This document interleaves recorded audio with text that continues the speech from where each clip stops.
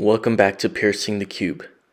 This is part 1 of my 2012 series, where I explain how the world may not have literally ended that year, but the beginning of the end was officially in full gear, thrusting the world into a collective trance, where deliverance from it is only found when an unadulterated, unapologetic truth can be communicated to the masses. One of the most overlooked aspects of subverting a populace is music. Since 2012, the three big record labels, Universal Music Group, Sony Music Entertainment, and Warner Music Group, have been working overtime to play their part in the plan to manipulate the masses to surrender to their corporate, governmental, and spiritual hegemony. Let's start with Universal Music Group. What happened with them right before 2012? Well, Lucian Grange was chosen to become the CEO of UMG. But before I get into Lucian, who is Impala and why did they oppose the acquisition of EMI Records, the fourth largest record label, that also happened that same year? Wow, will you look at that? Impala is an association of independent music publishers that advocated for the decentralized control of the music industry. Well, of course, the agenda can't move forward with such a pesky organization in the way, so the merger happened anyways, solidifying the monopoly between the big three record labels.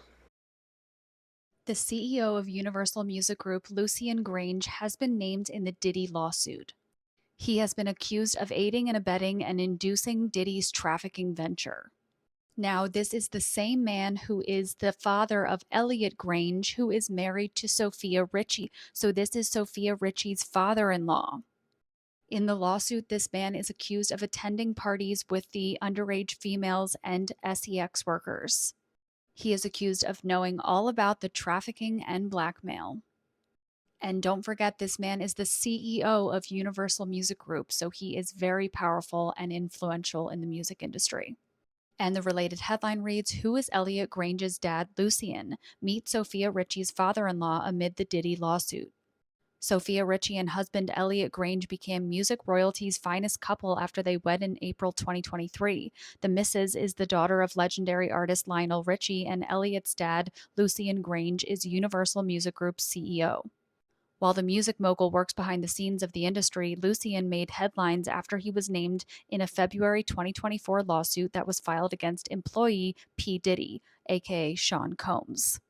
Producer Rodney Lil Rod Jones filed a lawsuit against Diddy in February 2024 for sex trafficking and SA. The men worked on the Love album Off the Grid record in 2022. In the filing, Lil Rod claimed that Lucian aided and abetted and induced Sean Combs' sex trafficking venture and deemed him 100% liable for the actions of Sean Combs. A UMG spokesperson spoke in defense of Lucian shortly after the lawsuit was filed and made headlines. Let me tell you this. This is real shit. When Tekashi 6ix9ine came out, right? This is real shit. Okay. Gummo. Niggas at home was like, this shit trash. Oh my God. Who is this Tekashi nigga? You know what I came to niggas and said? He about to be a star. How? I'm working his record. You know who's working his record?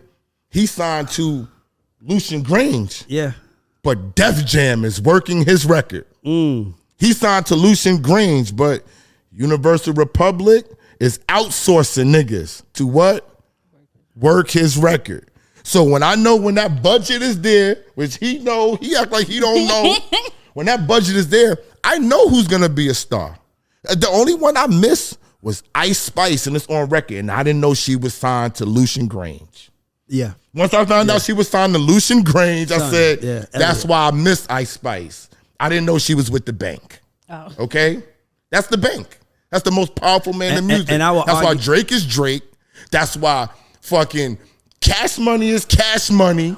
That's why Nicki Minaj is Nicki fucking Minaj, nigga. Okay? No. Because of Lucian Grange and the budget.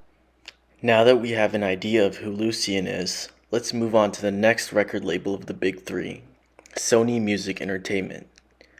What happened with them right before 2012? Doug Morse was chosen as the CEO for Sony at this time.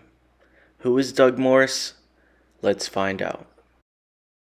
It strikes me that you've seen, obviously you've seen the industry from both the content side and also the distribution side. What in your view is most important, content or distribution? Well, there's no comparison. You have no distribution without the content. Without, let's call it a hit or music that people like, you end up with an empty slate and an empty disc. I never saw anyone distribute some music that people didn't like. Actually, the only thing that's changed in the industry is the way we distribute music and the way we sell music. Now, people always say, oh my God, that's ridiculous, nothing's changed. Well, nothing has changed. If you don't have a hit, you have a zero. You have nothing. So we're all slaves to the people, the brilliant people who are in touch with the culture and can spot an artist, can spot a record that's going to be important, that people are going to die to listen to over and over again. And that's hard to do. And that's where we invest our money, in these people. At which point he offered me a job running MCA. Now, MCA, as a music company, was known in the industry at that time as the music cemetery of America. Sincerely, everyone they had very few artists. They had a very good country division, actually, and they had Mary J. Blige and a group called Rush, but that was it. They had about an 8% market share. And Interscope and then Universal? Well, what happened was Jimmy was getting bombed from Washington because he was still putting out these vulgar, misogynistic records, and it was very easy for him to free himself then from the Warner Group, and I was very eager to get him to Universal. It was to MCA, which Edgar and I changed the name to Universal. So there they came. Jimmy ran the West Coast, and I ran the East Coast, called it Universal. And that was the key moment for that Universal. It was a small company before that. Jimmy came over, and within the first year and a half, he had the number 1, 2, 3, 4 albums in the country. And we ran right up to like over a 20% market share. It was an amazing, really fun. So what was your strategy at Universal? Well, the strategy was to fill it with urban music. I don't think a record company can really be successful without urban music, the roots of our music. And we had Death Row. I bought Def Jam. We acquired Cash Money. And just with those 3 companies, we probably had 45% of all the urban music in America. And then all the cool kids wanted to come with us. So it was really fun. So, it's interesting hearing that because it strikes me that you must have thought about a particular culture, about generating a particular culture at an organization like Universal. Can you talk us through what culture you tried to bring in? Well, by culture, for me, getting that urban music was cultural, but I had my own culture about how I ran these companies and have continued to do this through my whole career. So what's the big deal with urban music, which is just a fancy way of saying rap music? Well, let's examine the origins and purpose of mainstream rap. John Homeston, a retired CIA agent, has admitted on national Russian television that the CIA was behind the creation of the 1980s hip-hop scene and financed major hip-hop acts including NWA, Africa Bambaataa, and Grandmaster Flash and the Furious Five. The government at the time spent, quote, big money, serious money, on this covert operation destined to further division and corrupt the American youth to nihilist, anti-establishment, and anti-American ideologies, he explained in a half-hour interview broadcast on national television. Famous hip-hop songs of the legendary hip-hop outfit NWA were even scripted by a team of psychologists and war propagandists of the CIA. F the police, and when I'm called off, I got a sawed off, squeeze the trigger, and bodies are hauled off, and other nihilist and anti-establishment lyrics were intended to unleash a wave of cynicism towards authorities, promote the use of heavy drugs, and entice the youth with revolutionary counter-establishment ideas. The retired CIA agent claims the social engineering maneuver was extremely successful. Quote, "We understood at the time that music was a powerful means of propaganda to reach the youth," explained the 77-year-old man. "Our mission was to use teenage angst to our advantage and turn Generation X into a decadent, pro-drug, and anti-establishment culture that would create uprisings and further division within society. We even infiltrated mainstream radio to promote their music and reach millions of people every day," he admitted, visibly proud of the accomplishment. For many of us in the CIA, infiltrating the 1980s hip-hop scene was one of the CIA's most successful experiments of propaganda to date, he acknowledged during the interview. The retired CIA agent, who was granted a Russian residence permit in 2011, also claimed Lior Cohen, commonly known as the tall Israeli who runs hip-hop, is a CIA asset. "When it comes to engineering culture, no one touches Lior Cohen," Homestead admitted. He ended up promoting rappers such as Jay-Z and Kanye West, and more recently brought Migos and Young Thug to prominence. Some experts openly admit hip-hop nihilism, which was expressed in the use of harder, more self-destructive drugs like heroin, cocaine, and methamphetamine, pushed United States President Richard Nixon into the war on drugs, a campaign of prohibition of drugs and foreign military intervention, with the stated aim being to define and reduce the illegal drug trade within America and around the world. Quote, "The chaos we caused in America helped the government justify overseas wars of plunder to Middle America. The country wouldn't be where it is today without hip-hop." Now that we've discovered how Doug Morris's objective is to proliferate this manipulative music, we can move on to the last influential CEO of the big three record labels, Stephen Cooper, the CEO of Warner Music Group, who also rose to this position in 2011 just like the other two. Hey, E-Predators is live at Warner Music Group. E-Predators is a survivors-led movement. We want to make the music industry safe for women. So we're here today in regards to a Rolling Stone article that was released not too long ago. Warner Music thanked her for exposing sexual harassment allegations and silenced her. 5 years ago, Samantha Maloney accused CEO Stephen Cooper of harassment and flagged misconduct allegations against other employees. She's still not allowed to talk about it. By Ethan Millman. Samantha Maloney's story begins where most sexual harassment claims in the music industry end, with a non-disclosure agreement.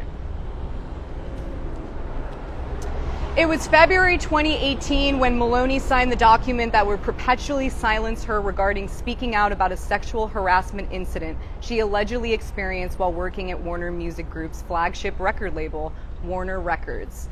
Maloney, a former vice president of A&R at the label, was let go from the company in late September 2017 as part of a company restructuring. She signed a separation agreement and was paid severance. About a month later, her lawyer wrote to WMG alleging misconduct by executives both at Warner Records and WMG. She'd heard about it in one case, personally encountered. That final allegation involved one of the company's highest-ranking executives. Maloney alleged that she'd been propositioned by WMG chief executive Stephen Cooper. The company immediately launched an investigation. 3 months later, Warner Music Group paid Maloney $240,000, and she agreed to never publicly speak about the claims. Maloney declined to comment on any specific allegations for this article, but said she supports any effort to expose the cover-up of abuse in the music industry. Thanks, Sam Maloney. Maloney's allegations and the steps the company took at the conclusion of the investigation, critics of the company and the broader entertainment industry say are indicative of a wider pattern. Misconduct accusers are silenced with ironclad NDAs, while powerful male executives are protected against a public airing of allegations against them. The music industry is 15 years behind the rest of the world and definitely any other industry, including tech and Wall Street, Justice says. The music industry is run predominantly by white men, and it has always been run by the same people, and they've never been forced to reckon with it like every other industry has. So they get away with it. Shocking.